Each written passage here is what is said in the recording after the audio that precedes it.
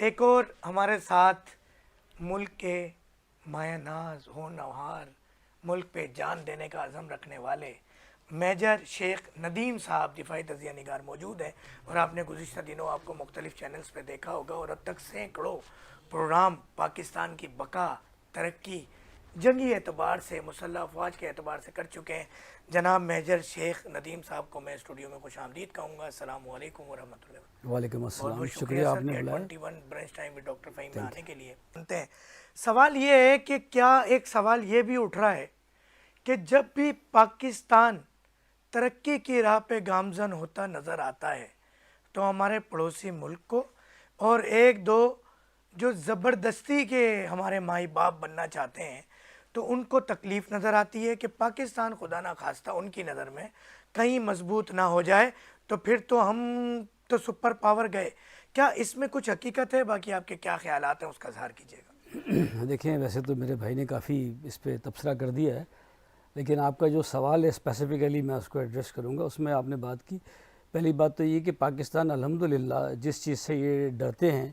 اور جس چیز سے کہ ڈر کی وجہ سے انہوں نے ایران کے اوپر آپ نے دیکھا کہ کئی دہائیوں سے پابندیاں لگائی ہوئی ہیں اور اس کے اوپر حملے بھی کرتے رہتے ہیں، تو وہ چیز الحمدللہ پاکستان اس میں کامیاب ہو گیا ہے۔ پاکستان اس وقت دنیا میں 8ویں نمبر کی دفاعی صلاحیت رکھتا ہے اور پوری دنیا اس چیز کو ریکگنائز کرتی ہے کہ ہم اس وقت دنیا میں 8ویں نمبر کی افواج میں شامل ہیں۔ ہمارے پاس نیوکلیر ٹیکنالوجی ہے اور اس نیوکلیر ٹیکنالوجی کو جو کنٹرول کرتی ہے ہماری آرمی کی وہ اسٹریٹجک فورس کمانڈ ہے، جس کا پورا ایک C4I سسٹم ہے، یعنی آٹومیٹک انٹیگریٹڈ اور ڈیجیٹل، دنیا کا لیٹسٹ آپ کہہ لیں کہ یہ سسٹم ہمارے پاس لگا ہوا ہے۔ اس کے بعد ہوتا ہے کہ کسی بھی نیوکلیر میزائل کو دشمن کے مین ہارٹ لینڈ پر ڈیلیور کرنا، یہ اس کو پہنچانا، تو الحمدللہ اس میں ہمارے پاس میزائل ٹیکنالوجی ہے۔ ہمارے پاس ہر طرح کا میزائل ہے، جس میں بیلسٹک ہوتا ہے جو کہ زمین کے مدار میں جاتا ہے، اسپیس میں جاتا ہے، واپس آتا ہے اور دشمن پہ گرتا ہے۔ اسی طرح گائیڈڈ میزائل ہے جو زمین سے کچھ ہائٹ کے اوپر فلائی کرتا ہے، جہاز کی طرح سے کروز کرتا ہے، تو کروز میزائلز ہیں ہمارے پاس، گائیڈڈ میزائلز ہیں ہمارے پاس، اسمارٹ بام ہیں جو نیوکلیر میزائل کیری کر سکتے ہیں، اور ہمارے پاس توپ خانے کے تھرو بھی ہم نیوکلیر بام پھینک سکتے ہیں، یعنی چھوٹے نیوکلیر بام بھی ہیں۔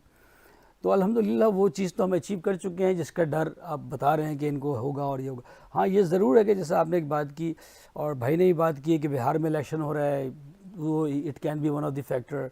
پھر ہماری ملک کیونکہ اس وقت ایک ایکسلریٹڈ پوزیشن پہ جا رہا ہے اور ڈے بائی ڈے ترقی نظر آ رہی ہے، معاہدات ہو رہے ہیں، مہنگائی کافی کم ہو چکی ہے،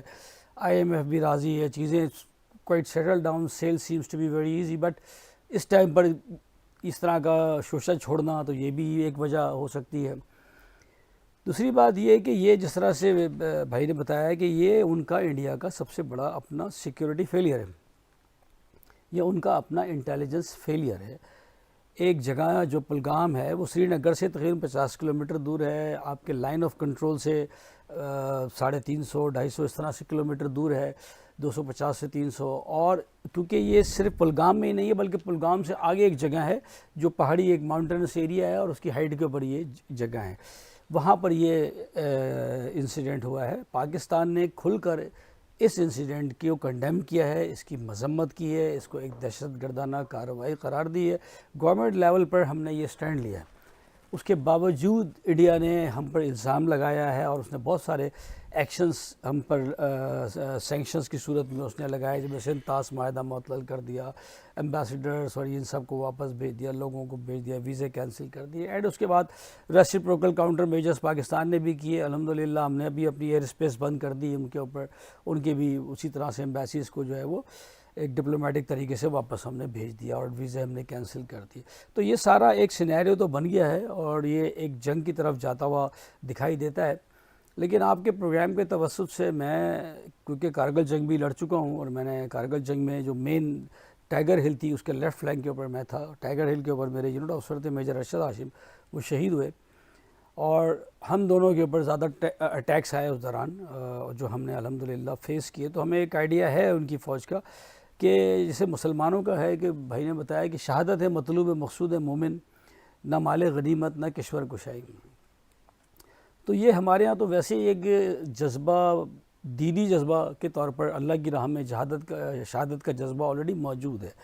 قرآن پاک میں بڑی کلیئر آیت ہے کہ اور جو لوگ اللہ کی راہ میں مارے جائیں ان کو مردہ مت کہو، وہ زندہ ہیں اور ان کو ہماری طرف سے جو ہے وہ رزق پہنچتا ہے جس کا تمہیں شعور نہیں ہے۔ تو اس لیے ہم تو اس جذبے سے سرشار ہیں، ہماری افواج اس جذبے سے سرشار ہیں۔ آپ نے دیکھا کل کور کمانڈر کانفرنس بھی ہوئی، اس میں اسی بات کا انہوں نے اعادہ کیا کہ تمام کور کمانڈرز، کیونکہ ٹاپ لیول کی کمانڈرز کی سب سے بڑی ہائیسٹ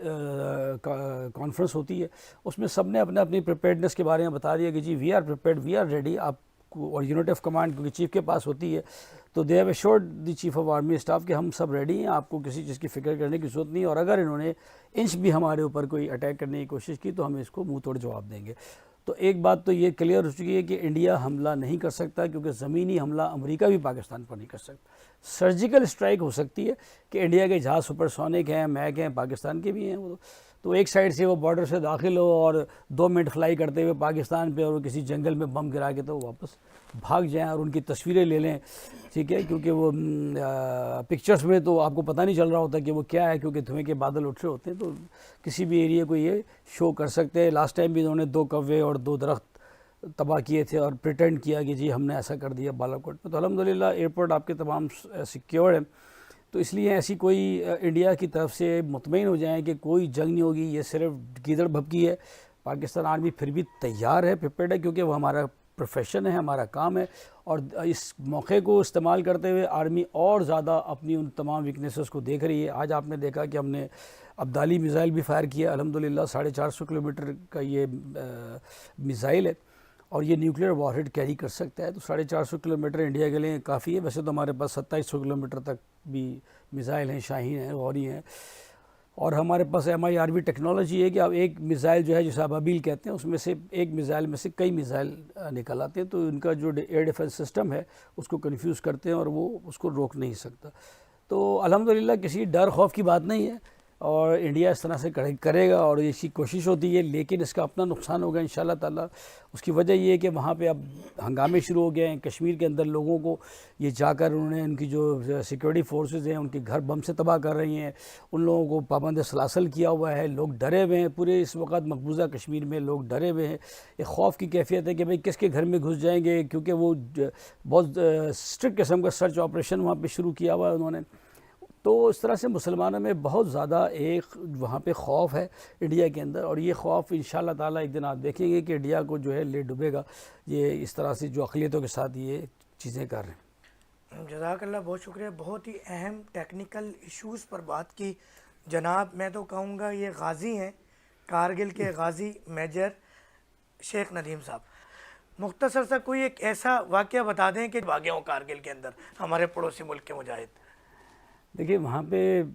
میں آپ کو اپنا ایک واقعہ بتاؤں، جب میں جیسے ہی وہاں پہنچا نیا تو مجھے یہ کارگل کے بالکل فرنٹ کے اوپر سامنے یہ جگہ ملی جہاں سے میں یہ تھا، تو وہاں پر پہاڑی ایریا ہے اور اتنے اونچے اونچے پہاڑ ہیں کہ آپ اگر سر اٹھائیں گے تو آپ کی ٹوپی گر جائے گی، یعنی اتنے ہائٹ، کیونکہ ظاہر ہے بہت بڑی رینجز ہیں، اور ان پہاڑوں کے اوپر ہم نے جو ایئر ڈیفنس کی گن ہوتی ہے جو پورے اس کمرے کے اندر پوری یہاں پہ آ جائے گی، اس کا بیچ میں ویل ہوتا ہے جس میں وہ گھومتی ہے، وہ بندوں نے اٹھا کر ہم نے وہ پہاڑ کی چوٹی پر لگائی ہوئی تھی، اور پہاڑ کی چوٹی کے اوپر ہم لگا کے وہاں بیٹھے ہوتے تھے، اور ایسی ایک گن نہیں تھی، کئی گنیں تھیں، ٹھیک ہے۔ تو اس میں ہوتا یہ تھا کہ اس کارگل کا سامنے ٹاؤن نظر آتا ہے اور روڈ ایسے جا رہی ہے جو آگے سیاچن کو جاتی ہے، تو ان کی گاڑیاں یہاں سے رسد لے کر، لاجسٹکس لے کر یہاں سے جاتی تھیں، جس میں کھانا، ایمونیشن، تو جیسے ہی ہمیں پہلی گاڑی نظر آتی تھی ہم ویٹ کرتے تھے، ہمارا اسپاٹر ہوتا ہے جو رائٹ فلینک پہ ہوتا ہے، وہ اس کو آبزرو کرتا ہے، چیک کرتا ہے کہ گاڑیاں آ رہی ہیں، جب وہ پوری رینج میں ہماری، کیونکہ گنیں فکس لائن کے اوپر لگی ہوتی ہیں،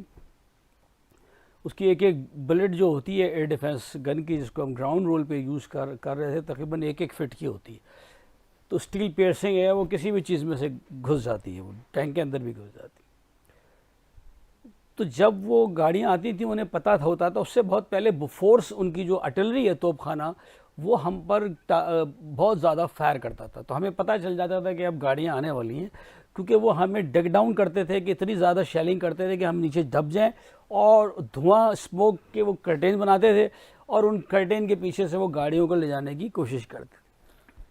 تو میں آپ کو بتاؤں کہ ہمارے اسپاٹرز نیچے اس پہاڑ سے اس روڈ کے پاس تک گئے ہوئے تھے اور بولڈرز کے اندر وہ چھپے ہوتے تھے،